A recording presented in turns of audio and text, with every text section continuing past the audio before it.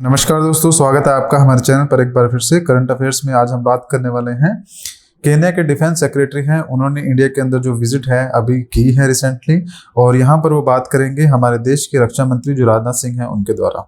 India और Kenya के जो रिलेशन है काफ़ी ज़्यादा इंपॉर्टेंट रिलेशंस हैं, उनके बारे में भी हम चर्चा करेंगे। फिलहाल हम करंट अफेयर की इस चीज़ को देख लेते हैं। Kenya cabinet secretary of defence, जिनका नाम है एडन बेरे डुआले, arrived in New Delhi on Monday on a 3-day visit to the India. The visiting dignitary is expected to visit the Indian shipyard and defense industries in the Goa and Bengaluru, according to the statement released by the Defense Ministry. तो ये हमारे shipyards जो हैं या फिर defence industries जो है भारत की, जो कि गोवा और बेंगलुरु में है, वहाँ पर ये विजिट करेंगे। 3 दिन की ये विजिट पर आए हैं और यहाँ पर ये हमारे जो देश के रक्षा मंत्री राजनाथ सिंह जी हैं उनसे भी मिलेंगे। केन्या की लोकेशन की अगर मैं बात करूँ तो अफ्रीका, आपको पता होगा अफ्रीका कॉन्टिनेंट है। अफ्रीका कॉन्टिनेंट में जो यहाँ पर रेड कलर में रिप्रेजेंट किया गया है, ये वाला हिस्सा जो है केन्या है। अगर आप देखेंगे तो वर्ल्ड के अंदर एक नया ऑर्डर जो है वो सेट होने जा रहा है, जिसके अंदर हमारी जो बड़ी बड़ी कंट्रीज है, चाहे वो यूएसए हो, रशिया हो, चाइना है, इंडिया है, ये सभी मूव कर रहे हैं अफ्रीका की तरफ को, क्योंकि अफ्रीका एक ऐसा कॉन्टिनेंट है जो अभी तक पूरे विश्व में सबसे ज़्यादा पुअरेस्ट है और यहाँ पर जो रिसोर्सेज हैं वो बहुत ज़्यादा हैं, रिसोर्सेज की अवेलेबिलिटी बहुत ज़्यादा है, लेकिन वो रिसोर्सेज अभी तक यूटिलाइज नहीं किए गए हैं। तो सभी कंट्रीज अफ्रीका की तरफ को मूव कर रही हैं और उसमें इंडिया भी जो है अपना स्थान रखता है।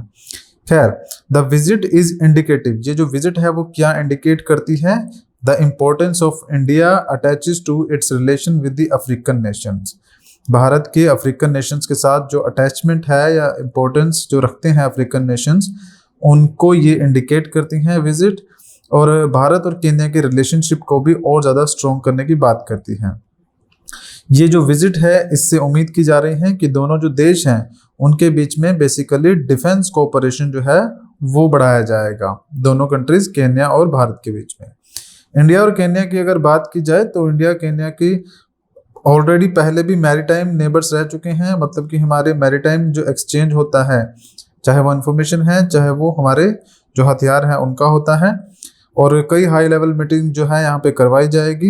इन्वेस्टमेंट के बारे में बात करेंगे, extensive people to people contact के बारे में बात की जाएगी।